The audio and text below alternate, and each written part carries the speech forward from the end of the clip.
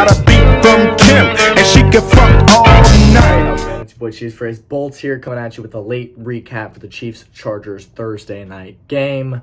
I was at this game, so if you need any explanation as to why I'm late, that is exactly why.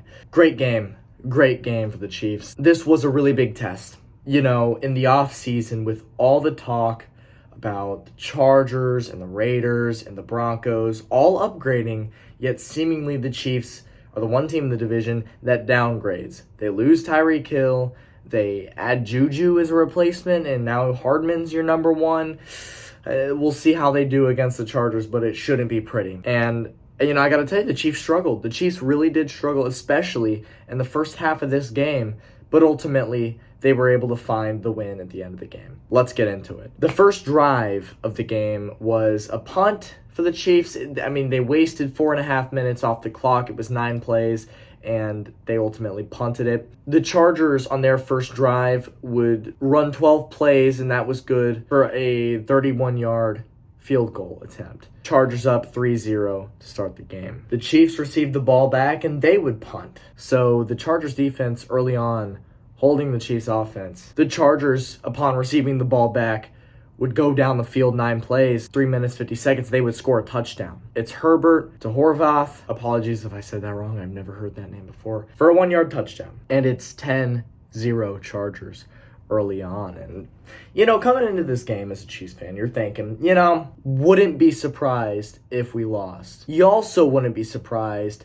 if you lost by 20. Because ever since Herbert joined the Chargers, it has been nothing but hell playing them for the Chiefs. You remember last year, obviously, division rival, we played them twice. The first game, Chargers just kind of had control of the game the entire time, and they ended up winning in Arrowhead. And then you had the SoFi game, which ended in dramatic fashion. The Chargers looked like they were going to win, and then it goes to overtime, and Travis Kelce just the dagger in the heart there. Point is, it's been a pain in the ass playing the Chargers with Justin Herbert on the field. And so coming into this game, you had a feeling that it would either be really close and really dramatic, which this was, or the Chargers would just take control and it would be a pretty easy win for them. So we begin the second quarter now. The Chiefs have the football to start off. 10 plays in 3 minutes, and they go 70 yards for their first scoring play of the game. And this is just classic Patrick Mahomes, making something out of nothing. My goodness, what a play this was to witness. It's a 9-yard short pass to Jerick McKinnon for the touchdown, but not before Mahomes scrambles out of the pocket, jukes a few guys, and then sidearm flings across his body to find Jerick McKinnon in the end zone. It's just an insane play. And it's incredible how often you see this from Mahomes, because it's not normal. It's not like you see this every other day from other quarterbacks. No, this is stuff that only Mahomes seems to do.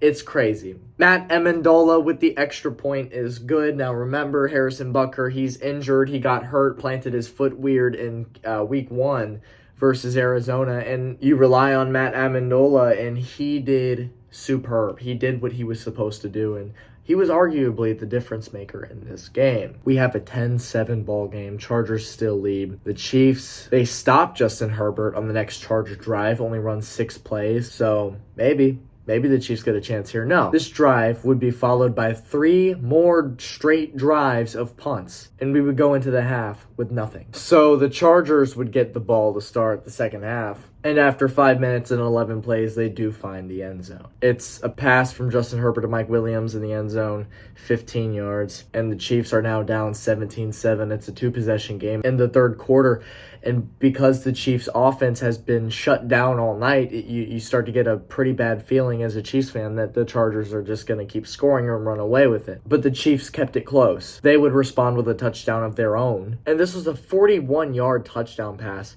from Mahomes to a guy named Justin Watson. This is a guy you don't hear his name very often, if not at all. If he's not very well known by Chiefs fans like myself, then chances are, if you're a fan of any other team, you probably haven't heard of him, unless he's played for your team before. But you love to see, again, the spread of the football here. 41 yards. I mean, this was just a beautifully placed pass by Patrick Mahomes here. This is usually a Tyreek Hill-esque play. Just outrun the defender and find it in the end zone. And that's what happened here, it was a beautiful play. Justin Watson, Chiefs are within 3 now. 3 more straight drives of punts. In fact, they were 3 straight 3-and-outs. Chargers, Chiefs, Chargers. And the game's slowing down. The Chiefs are still down by 3 until the Chiefs get the ball back. And get this, right? So the Chiefs are able to drive it to the LA 3-yard line with first and goal. They have 3 plays here to get a touchdown. They don't do it. So what do you do on fourth down? At the LA 1-yard, at the 1-yard line, fourth and goal, what does Andy Reid do? You think he's getting a couple of flashbacks in his head about, I don't know, the AFC Championship game where you went for it on 4th and 1 and failed and went into halftime and ended up blowing the 21-3 lead or whatever it was? Yeah, I'm thinking that there were a couple of flashbacks there because, back in that AFC Championship game, all it took was an extra 3 points. Game went to overtime. All it needed was an extra 3 points. What would have happened if you just kicked the damn field goal? Would have won the game. So I think Mahomes, I think Andy Reid getting a couple of flashbacks in their head because on 4th and 1 to start the 4th quarter, they kick a field goal. Amendola's fire, 19 yards, he drills it. And I gotta say, usually with the Andy Patrick offense, I don't like seeing them do a play like this. But after seeing them in the AFC Championship game fail last year, and even before that, the regular season game against the Bengals, they failed on 4th and 1. They didn't settle for the field goal. And as a Chiefs fan, you're like, well, we have the offense to get that touchdown. Except, here's the problem. We don't have any big running backs. You got Clyde Edwards-Helaire, right? 5'10", short guy. He's not... It's iffy if he's going to find a hole. Realistically, probably not. If you had like a Derrick Henry, chances are you could probably just have him leap over the entire offensive line, and the ball will likely break the plane for a touchdown. But the Chiefs don't have a guy like that. So, absolutely, I agree with this field goal, especially when you look at what's happened the past couple of times. There was an instance like this. Now, the Chiefs tie up the game at 17-17. The Chargers get the ball back. When Kansas City punts the ball to the Chargers, it's a touchback. Right, it's a touchback. But there is an unnecessary roughness call on Brian Cook, safety for the Chiefs, and now the Chargers get the ball back at the 40 rather than the 25. The Chargers go all the way down to the Kansas City 3 for first and goal, and what the hell just happened? Jalen Watson intercepts it in the end zone and takes it 99 yards the other way, and it's a pick 6 for the Kansas City Chiefs. And this right here was the momentum changer of the game. This right here was the difference. You can argue that, Amendola making all the field goals, whatever. This was the difference maker in the game. Jalen Watson, 99 yards to the house. Extra point good, of course. The Chiefs are now up 24-17 in the 4th quarter. So you give the Chargers the ball back, and it's a 3-and-out. The Chiefs get the ball back. They run 5 plays. They don't get anything. Then they have to punt. And it's just a back-and-forth affair who can get the next score, if anybody. The Chiefs are up 24-17. Can the defense hold them? They did, and they drained 2 minutes off the clock. And they get the ball back with 3:55 left in the game, up 1 score. They drive down the field, and they get a field goal. So they make it a 2-possession game with 3.5 minutes to go. And it's looking good. It's looking good from here on out. The Chiefs have possession. The Chiefs have control. The Chargers get the ball back, and they would actually go downfield and score a touchdown with 1 minute left on 4th and goal, too. Justin Herbert to Joshua Palmer. 7 yards. The Chargers are within 3 now, so now, here on out, they have to hope. They're down to, I believe, 1 timeout. They have to go for an onside kick. So they do the onside kick. It was way too close for comfort. It actually bounced off a Kansas City defender, I don't remember who, bounced off the chest, ball comes out, and the immediate reaction is, oh shit, are we really going to do that? Are we really going to do that today? Thankfully, Noah Gray was there to recover the fumble, and the Chiefs get the ball, and that's the game. The Chiefs hold on, and they win 27-24 in a big Thursday night game versus the Los Angeles Chargers. A couple of takeaways. There was a couple of instances that really pissed me off, and it would be on the punts, the Kansas City punts. When we gave it back to the Chargers, there were 2 instances. I can't remember what time or who it was, but there were 2 instances where the Los Angeles punt returner would not fair catch it. Did not signal fair catch. The Kansas City defender would come up, and instead of just stopping, right,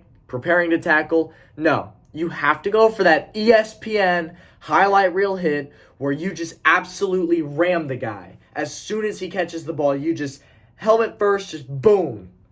You want that highlight reel play so bad. You want to be all the talk on SportsCenter tomorrow, right? No. You get juked, you miss completely, and now you just look like an asshole. I don't get it. I wish these guys would play football and not try to end up on ESPN tomorrow. It's so frustrating because now instead of if you just let up and just tackled the guy at the 15 or the 20, no, now he gets an extra 15 yards.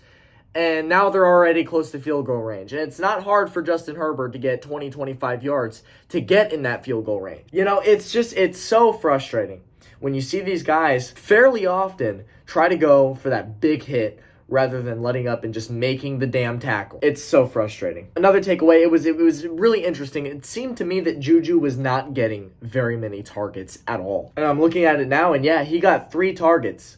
3 targets, 3 receptions for 10 yards. That was it. Valdez-Scantling got 7 targets. Edwards-Helaire and Hardman all got more targets than Juju. Noah Gray got just as many targets as Juju. 1 less reception, but he came away with 2 more yards than Juju did. It's really hard to say why that is. Maybe Los Angeles was doing good covering him all night. I don't really know, but it just seems interesting that this is supposed to be one of our top receivers and he's only getting 3 targets in the game. That's about it for this one. The Chiefs hold on and win against the Chargers. The next game is this Sunday against the Indianapolis Colts, who are 0-1-1. They tie the Texans in week 1, and then they get shut out 24-0 to the Jacksonville fucking Jaguars in week 2. So you bet your ass I'm expecting the Chiefs to come up with a win, right? They better. If they lose to Indianapolis, that will be majorly disappointing. All right, that's all I'm going to say. So with that, I will catch you in the next video. Go Chiefs. Fantastic game. Vlog coming soon for that one, by the way. Catch you in the next one. Peace out. And that's about the time she walked away from me.